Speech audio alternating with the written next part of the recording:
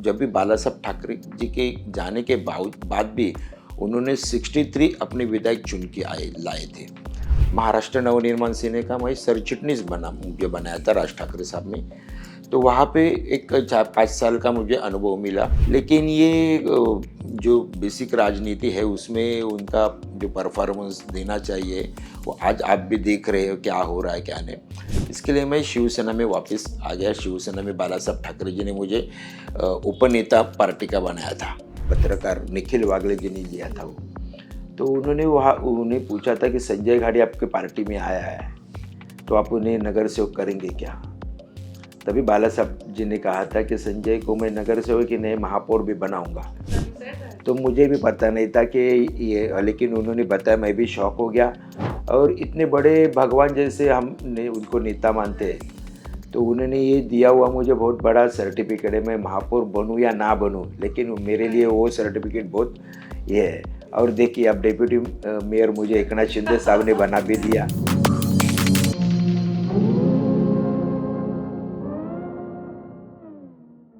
नमस्कार, मैं पिंकी और मैं प्रीति। स्वागत करते हैं आपका आवाज इंडिया पॉडकास्ट के हमारे आज के इस एपिसोड में। आज हमारे बीच एक बेहद ही खास मेहमान मौजूद है। वो वर्तमान में शिवसेना एकनाथ शिंदे पार्टी के सक्रिय नेता हैं। उन्होंने अपने राजनीतिक करियर की शुरुआत की बाला साहब ठाकरे की शिवसेना के साथ, उसके बाद मन से और उसके बाद उद्धव ठाकरे की शिवसेना में अपना योगदान दिया और अब वो शिवसेना एकनाथ शिंदे का प्रमुख चेहरा है और नगर निगम के प्रशासनिक कामकाज में अपना योगदान दे रहे हैं। प्लीज वेलकम राजनीतिक और प्रशासनिक अनुभव के धनी नेता, मुंबई के डिप्टी मेयर संजय घाड़ी जी। संजय जी, आपका बहुत बहुत स्वागत है आवाज इंडिया में। नमस्कार। सबसे पहले आपको डिप्टी सीएम के लिए बहुत बहुत बधाई। Thank you. कैसा रहा ये डिप्टी सीएम बनने तक का सफर? बहुत आनंदी और अच्छा सुखदायी रहा है मेरे लिए डिप्टी मेयर का जो मुझे चुना गया है, क्योंकि इसके लिए मैं 38 साल इस राजनीति में काम कर रहा हूँ। 1988-89 से मैं छात्र दशा में था, तभी से मैं ये काम कर रहा हूँ। भारतीय विद्यार्थी सेना, एक राज ठाकरे साहब हमारे अध्यक्ष थे और वंदनीय बाला साहब ठाकरे जी शिवसेना प्रमुख थे। हम उनके नेतृत्व में काम करते थे, तभी से मैं काम करते आ रहा हूँ और उसका ही फल मुझे आज यहाँ पे मिला, ऐसा मैं मानता हूँ।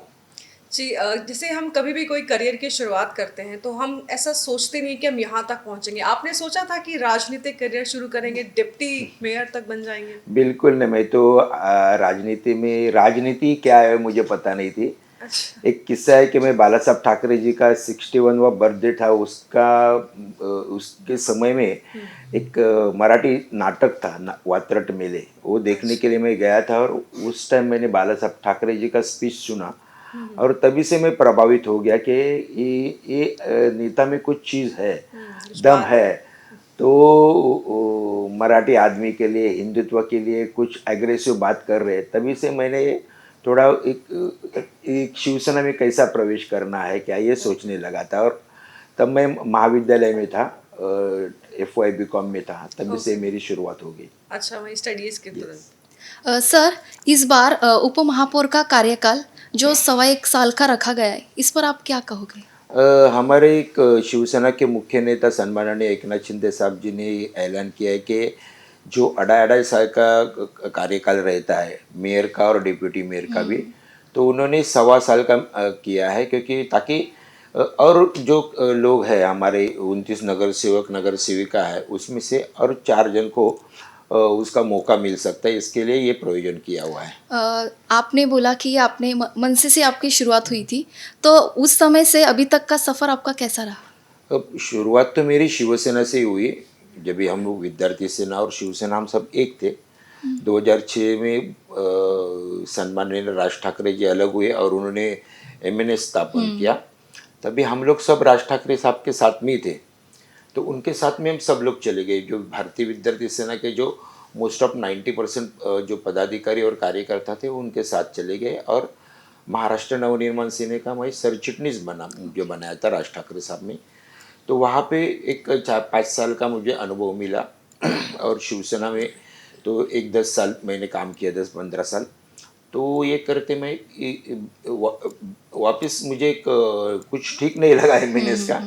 राज ठाकरे साहब जी की काम करने की भी जो शैली है बेसिक राजनीति में, स्टूडेंट विंग में तो ठीक है इतना कुछ नहीं था, लेकिन ये जो बेसिक राजनीति है उसमें उनका जो परफॉर्मेंस देना चाहिए वो आज आप भी देख रहे हो क्या हो रहा है क्या नहीं।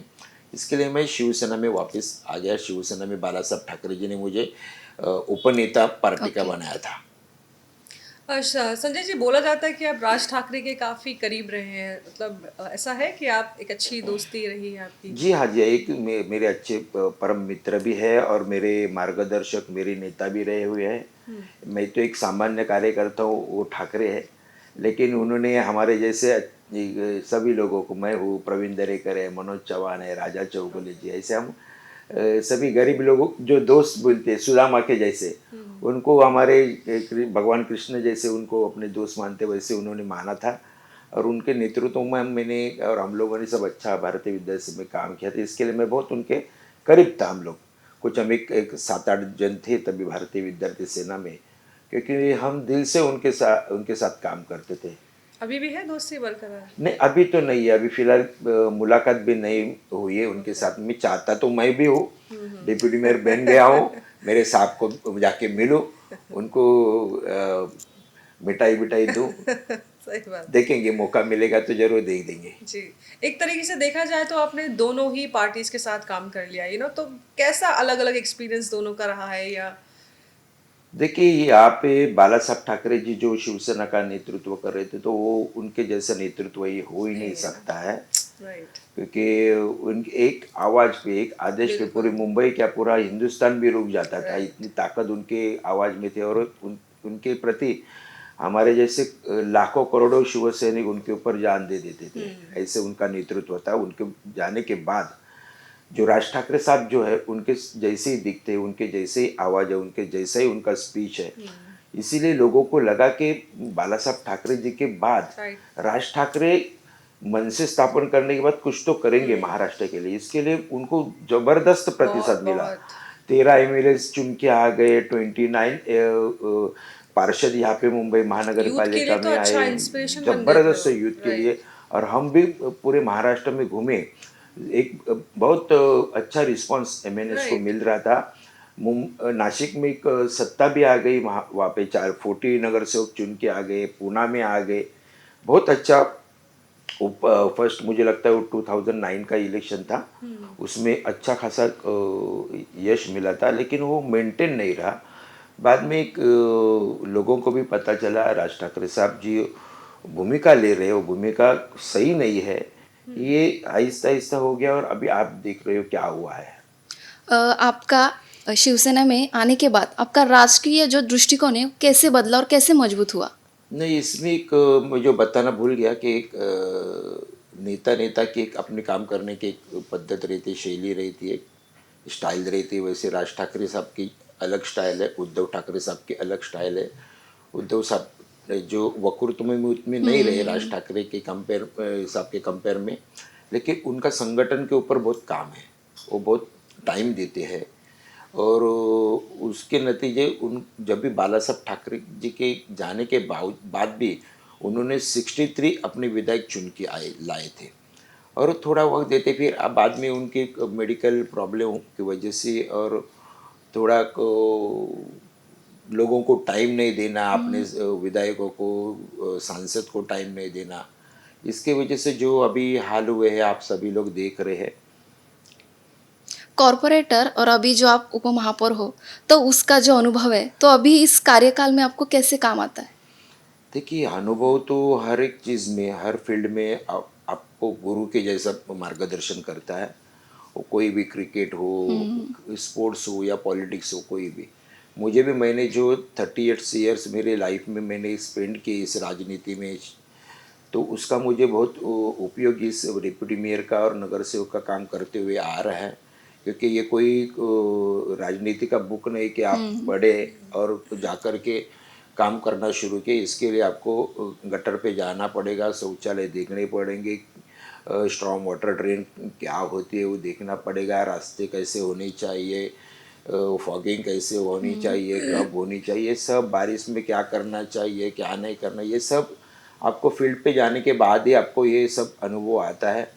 लोगों से मिलने के बाद लोगों की समस्या आपको पता चलती है, उनका दुख क्या है, उनके साथ कैसा बर्ताव करना चाहिए, कैसा रहना चाहिए, ये सब आपको अनुभव भी सिखाता है। और ये अनुभव मैंने 38 साल लिए, इसके लिए मुझे आज भी वही कॉन्फिडेंस है। जब भी मुझे एकनाथ शिंदे साहब ने डिप्यूटी मेयर के लिए मुझे चुना, तभी मैं कोई टेंशन में नहीं आ गया। लेकिन ये मैंने ये संधि ली कि मुझे एक बहुत अच्छा मौका मिला है और इसके माध्यम से मैं मुंबई का विकास करूंगा, मेरे प्रभाग का तो करूंगा ही करूंगा, और मुंबई महानगर पालिका के डिप्यूटी मेयर के नाते मेरी पार्टी को भी बहुत अच्छा कंट्रीब्यूशन देने के लिए मैं प्रयास करूंगा, ऐसा मुझे लग रहा था। जी संजय जी, आप जो है दहीसर के नगर सेवक रहे हैं, तो क्या वहाँ की जनता कुछ एक्सपेक्टेशंस लगा सकती है कि आने वाले टाइम में ये कुछ हो सकता है, या हम संजय जी से ये एक्सपेक्ट कर सकते हैं? नहीं, जनता मेरे वार्ड की हो या कहीं भी हो तो एक्सपेक्टेशन रखेगी, क्योंकि इसीलिए आपको वोटिंग करती है। मुझे भी पहले मैं 2017 और 22 में फर्स्ट टाइम चुन के आया, तभी मुझे जो लीड मिला था 2022 का लीड मिला था। ये 2026 में जो चुनाव हुआ उसमें 15,500 वोट मुझे दिए और 5,000 का लीड मुझे दिया लोगों ने।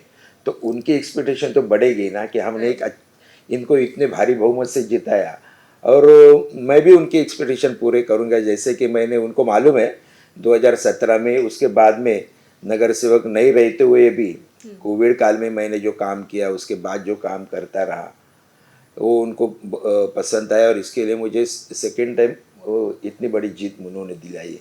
और उनके पूरे एक्सपेक्टेशन जो काम है मैं 100% करूँगा। बीएमसी में काम करना लोग सोचते हैं कि बड़ा चैलेंजिंग है, तो मतलब आपको क्या ऐसी चुनौतियां फेस करनी पड़ी और उसके तरीके या उसके सॉल्यूशंस कैसे निकालते थे आप? देखिए, लोकसभा विधानसभा में काम करना, वहाँ के जो सांसद विधायक है उनको एक अलग इश्यूज रहते वहाँ पे। मुंबई महानगर पालिका में जो इश्यूज है वहाँ पे काम करना बहुत टैलेंटेड होता है। उसके लिए एक नगर सेवकों को अनुभव चाहिए और एजुकेटेड भी चाहिए, एजुकेशन भी चाहिए, तभी आप बोल सकते हो। किसी भी समय कौन सा भी सब्जेक्ट वहाँ पे आता है, महानगर पालिका में कोई भी अपना पॉइंट ऑफ ऑर्डर निकलता है, तो वो पॉइंट ऑफ ऑर्डर के सब्जेक्ट के ऊपर आपको अपनी राय भी रखनी पड़ती है।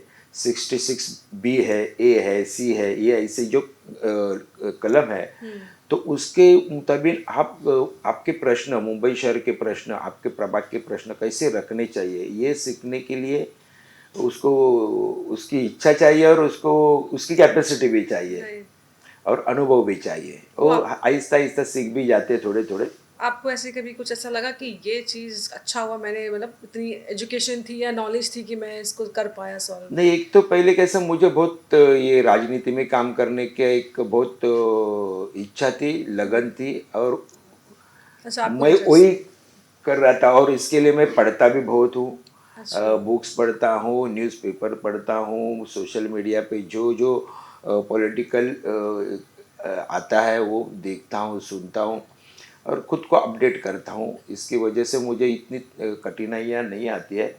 और पहले तो मैंने मुंबई महानगर पालिका का जो कायदा है वो पढ़ रहा हूँ मैं अभी महानगर पालिका के जो कार्य पद्धति कैसे होनी चाहिए उसका एक बुकलेट है, वो पढ़ रहा हूँ।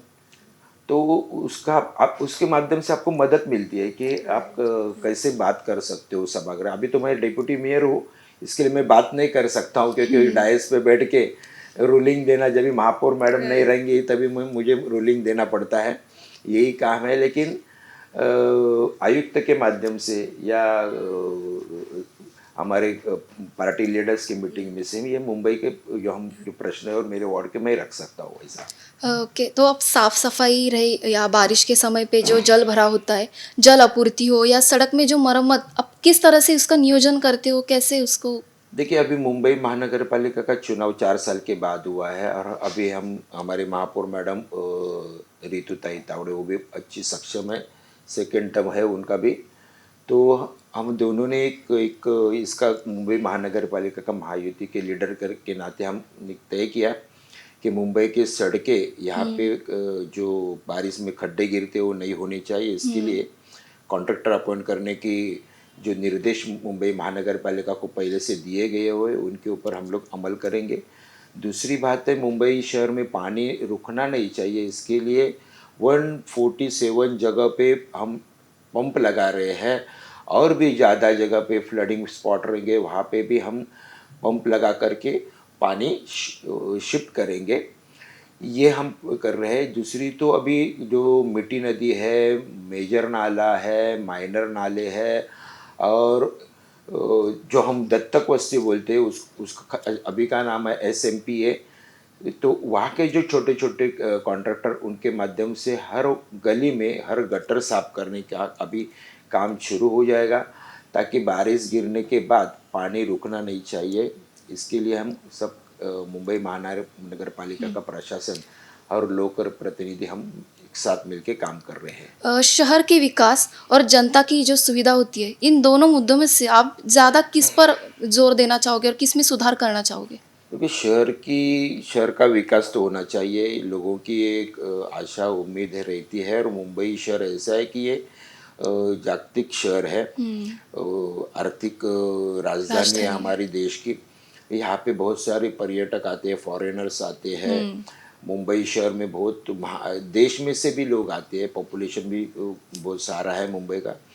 तो ये सारा देखते हुए यहाँ के लोगों के लिए पीने का पानी, रहने की सुविधा, अच्छी सड़क मिलनी चाहिए, इलेक्ट्रिसिटी मिलनी चाहिए, उनके जो नाला है, गटर है, शौचालय है, ये सब की जो सुविधा है उनको देने की कोशिश वहाँ का स्थानिक नगर सेवक या नगर सेविका उनके माध्यम से और हम प्रशासन हम करते हैं, और ये करना भी चाहिए।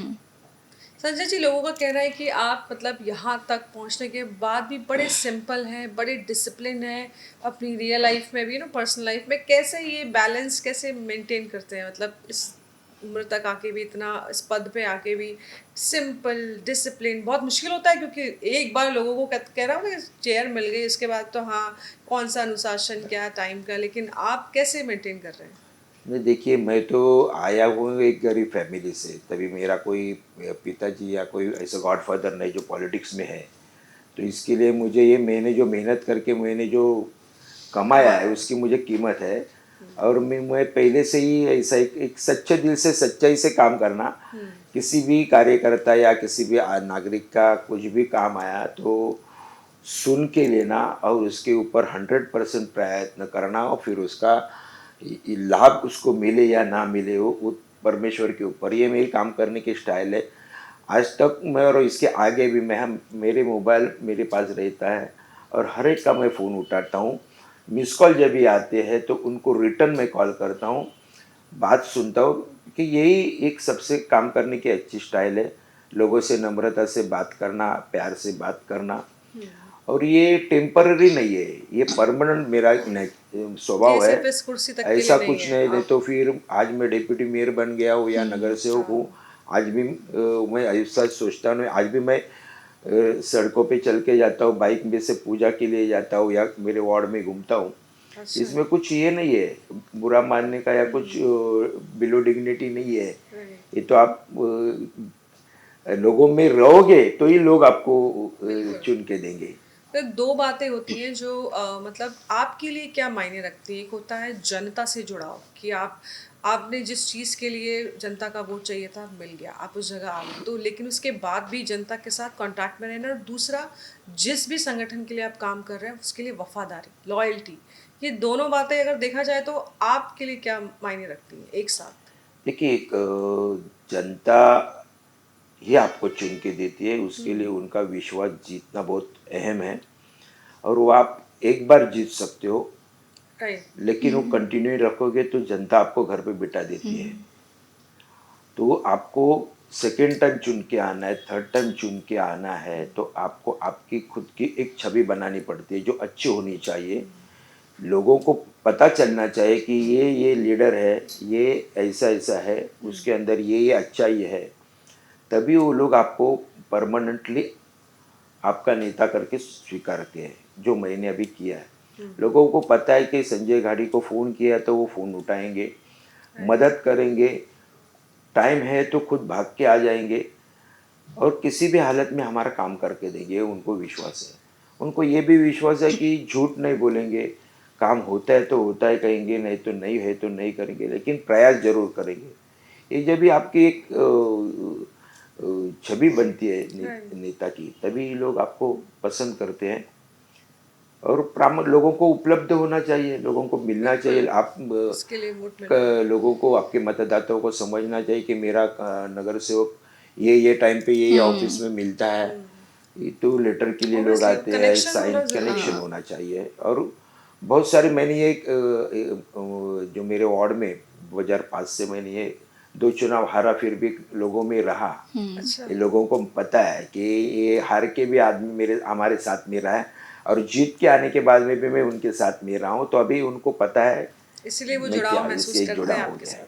साथ। सर, आज के युवा जो है और कार्यकर्ताओं के लिए आप आपके प्रति क्या संदेश देना चाहोगे उनको? देखो, उनको तो मैं अभी यही संदेश दूंगा कि आप खुद राजनीति में आना चाहते हो तो आपको आपका चारित्र अच्छा रखना पड़ेगा, आपको अच्छा स्टडी करना पड़ेगा। लोगों के प्रश्न है, आपके विभाग के प्रश्न है, ये सुलझाने की इच्छा और उसके ऊपर काम करने के आपको एक क्या बोलते हैं उसे, छवि या एक आनंद मिलता है, वो होना चाहिए। और उसके लिए एक बहुत मेहनत करनी पड़ेगी आपको।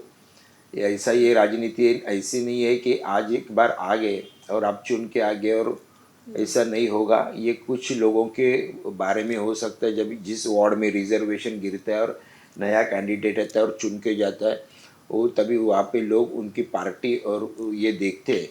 तो अगर आपको परमानेंट इस राजनीति में अपना करियर करना है तो ये राजनीति एक अलग क्षेत्र है, इसको आपको स्टडी करना पड़ेगा, इसके ऊपर अभ्यास करना पड़ेगा, और लोगों में जाकर लोगों की मदद करके आपको इसमें सक्सेस लेना पड़ेगा। ऐसे मुझे युवाओं को कहना है। ओके। सर, इस मुंबई को कई सालों से स्वच्छ मुंबई सुंदर मुंबई का ये जो नारा लगता है, इस पे आपके क्या विचार है? देखो, ये छगन भुजबल साहब हमारे मेयर थे मुंबई महानगर पालिका के, उन्होंने एक ये टैगलाइन दी थी, स्वच्छ मुंबई सुंदर मुंबई। और होनी चाहिए, सच्चाई में मुझे भी यही प्रयास करना है मुझे, क्योंकि और मुंबई महानगर पालिका भी हम कर रहे हैं। स्वच्छ मुंबई लिख करके अभी हाल ही में एक ये 17 तारीख को ही अक्षय कुमार मुंबई महानगर पालिका में आए थे, मैंने उनको रिसीव किया, स्वागत किया उनका। तो वो हमारे एम्बेसडर है मुंबई महानगर पालिका के इस इशू पे। तो ये हम अभी अभी हमारे यहाँ पे एक महापौर मैडम के चेंबर में इसके बारे में हमारा एक प्रेजेंटेशन भी हो गया। मुंबई शहर में हम मुंबई स्वच्छता लीग करके एक कंपटीशन कर रहे हैं। हर ओके। एक वार्ड है, हॉस्पिटल है, हाउसिंग सोसाइटीज़ है, कॉम्प्लेक्स है, रोड है, स्लम विभाग है, ये सभी कैटेगरी करके वहाँ पे अच्छे अच्छे 50-50 लाख के हम ये दे रहे हैं उनको प्राइजेस। 25 ओके। लाख, 50 लाख, 15 लाख, जो जीत अच्छा अवार्ड रखेगा आज स्वच्छ तो ये अभी शुरुआत हमने की है। उसके लिए एक डेस्क बोर्ड बनाया, क्यूआर कोड भी एक ओपन किया है। वहाँ पे जा कर के मुंबई शहर में कोई भी रेस्टोरेंट वाला भी उसको उस कंपटीशन में भाग लेना है हाँ। तो वो कैटेगरी में वो भाग ले सकता है। हॉस्पिटल्स वाले हैं तो वो भी वो उस कैटेगरी में ही, उनके नॉर्म्स हो, क्या क्या करना चाहते हो, क्या क्या कर रहे हैं, उनका फोटोज़ और ये वहाँ पे अपलोड करना है उन्हें। इसके लिए एक थर्ड पार्टी एग्जामिनर रखे हैं, वो ओके। इसका एग्जामिन करेंगे और जो अच्छा काम करेंगे इसके माध्यम से एक मुंबई शहर में एक ये हो जाएगा, लोगों सुधार। को लगेगा कि ये स्पर्धा में हम लोगों ने सहभाग लिया है तो हमें स्वच्छता रखनी चाहिए। तो मैं आपके चैनल के माध्यम से लोगों को भी अपील करूंगा कि ये एक मुंबई स्वच्छता लीग में, मुंबई क्लीन लीग, जो हमारे अक्षय कुमार जो ब्रांड एम्बेसडर है, वो उन्होंने ये आइडिया दी है और मुंबई महानगर पालिका शुरू करी, उसमें आप सहभाग लीजिए, इसी में आपके ये चैनल के माध्यम से रिक्वेस्ट करता हूँ। Sanjay ji, as a deputy mayor आप मतलब क्या मुंबई के विकास में कुछ ऐसे बदलाव चाहेंगे कि वैसे तो काफ़ी तरक्की हुई है, लेकिन बीइंग डिप्टी मेयर आप चाहेंगे कि हाँ, यहाँ इस जगह पे ये बदलाव और ये प्रशासनिक नीतियों में थोड़े बदलाव होने ज़रूरी हैं? देखो, एक तो पहली बात तो ये है कि मुंबई शहर में पॉपुलेशन बढ़ने के कारण और ये व्हीकल्स की संख्या बढ़ने के कारण ट्रैफिक जाम ज़्यादा हो रहा है। ये एक इशू है। दूसरा इशू है एयर पोल्यूशन, जो को यहाँ पे जो डेवलपमेंट हो रहा है, बिल्डिंग्स बन रही है, तो Constructions. उसकी वजह से एयर पोल्यूशन बढ़ रहा है और लोगों को डर लग रहा है कि मुंबई दिल्ली की जैसी तो ना Right, हो। हाँ. तो इसके मुद्दे के ऊपर भी हम काम कर रहे हैं। दूसरी बात है कि मुंबई एक अच्छा शहर बनना चाहिए, स्वच्छ, क्लीन, जो अभी होगा, जो हमने एक प्रयास शुरू किए है उसके माध्यम से होगा। मुंबई में एक और भी जो रास्ते और ब्रिजेस है और होने चाहिए, उसके बारे में भी नए नए टेंडर आ रहे हैं। जैसे कि आपने जो पहले काम हुआ है, सागरी सेतु हो गया है, सी लिंक हो गया यहाँ पे अपना जो दूसरा हमारा, उसके बाद मोनो चल रही है, मेट्रो चल रही है, अंडरग्राउंड मेट्रो चल रही है। ये थोड़ी अलग अलग ट्रांसपोर्टेशन की सुविधा प्राप्त हो रही है। वैसे ही अभी वाटर टैक्सी भी लाने का अच्छा. सोच रहे हैं राज्य शासन। तो वो एक अलग अलग पर्याय रहेंगे लोगों को आने जाने के लिए, और इसके माध्यम से जो ट्रैफिक है वो कम होगा, ऐसा मुझे लगता है। जी. संजय जी, आपसे एक आखिरी सवाल इस पॉडकास्ट का, क्योंकि इस शहर में मुझे भी काफ़ी वक्त हुआ है, तो कहीं ना कहीं बाला साहब ठाकरे जी मेरे भी कहीं ना कहीं ना करीब रहे हैं, और मतलब दिल से बहुत करीब है, मैं उनको काफ़ी मानती भी थी। तो मैं आपसे बस एक आखिरी मैसेज ये उन सभी लोगों को जो ये पॉडकास्ट देखेंगे, कि क्या वो एक ऐसी चीज़ जो आज भी आपके साथ है उनकी दी हुई, कोई मैसेज, कोई इंस्पिरेशन, उनका कुछ भी। एक प्यार तो है, लेकिन एक बाला साहब जी की याद आएगी मुझे, हरदम आती ही रहेगी। उन्होंने जब भी मैं शिवसेना में आया था मनसे में से, तभी उनको पूछा गया था, उनका एक लास्ट इंटरव्यू था 2012 के साल का, हमारे ज्येष्ठ पत्रकार निखिल वागले जी ने लिया था वो। तो उन्होंने वहाँ उन्हें पूछा था कि संजय घाटी आपके पार्टी में आया है, तो आप उन्हें नगर सेवक करेंगे क्या? तभी बाला साहब जी ने कहा था कि संजय को मैं नगर सेवक ही नहीं, महापौर भी बनाऊंगा। अच्छा, ही सेड दैट. तो मुझे भी पता नहीं था कि ये, लेकिन उन्होंने बताया, मैं भी शॉक हो गया। और इतने बड़े भगवान जैसे हमने उनको नेता मानते हैं, राइट. तो उन्होंने ये दिया हुआ मुझे बहुत बड़ा सर्टिफिकेट है। मैं महापौर बनूं या ना बनूं, लेकिन मेरे लिए वो राइट. सर्टिफिकेट बहुत ये है। और देखिए, अब डिप्यूटी मेयर मुझे एकनाथ शिंदे साहब ने बना भी दिया। क्या बात है. ये एक अच्छे नेता का ये लक्षण रहता है, जो बिल्कुल. देखता है मेरे में क्या गुण है। मैंने उनको पूछा भी नहीं था, ना मुझे उन्होंने बताया अभी लास्ट मोमेंट तक कि आपको डिप्यूटी मेयर बनाने वाले हैं कुछ। राइट. क्या बात है. Thank you so much Sanjay ji, आप आवाज़ इंडिया में आए. तो ये थे संजय घाड़ी जी, जिन्होंने साफ शब्दों में कहा है कि आप सीट से पहले और सीट के बाद कितनी कोशिशें करते हैं वो आप पर निर्भर करता है. आप कितने सरल हैं, कितने अनुशासित हैं, ये भी आप पर निर्भर करता है. और उन्होंने पूरी तरीके से ये इस काम को सफल करके दिखाया है कि सिर्फ कुर्सी के लिए नहीं, बल्कि कुर्सी के बाद भी वो जनता से जुड़े हैं, उनके लिए काम कर रहे हैं और आगे भी काम करते रहेंगे. और एक और चीज़ उन्होंने कही, पढ़ना कभी मत बंद कीजिएगा, क्योंकि वो आपको हर एक जिंदगी के पड़ाव पर आपको इंटेलेक्चुअल ही बनाएगा. हम मिलेंगे अगले पॉडकास्ट में, अगले एपिसोड में खास मेहमान के साथ. तब तक आप देखते रहिए आवाज इंडिया।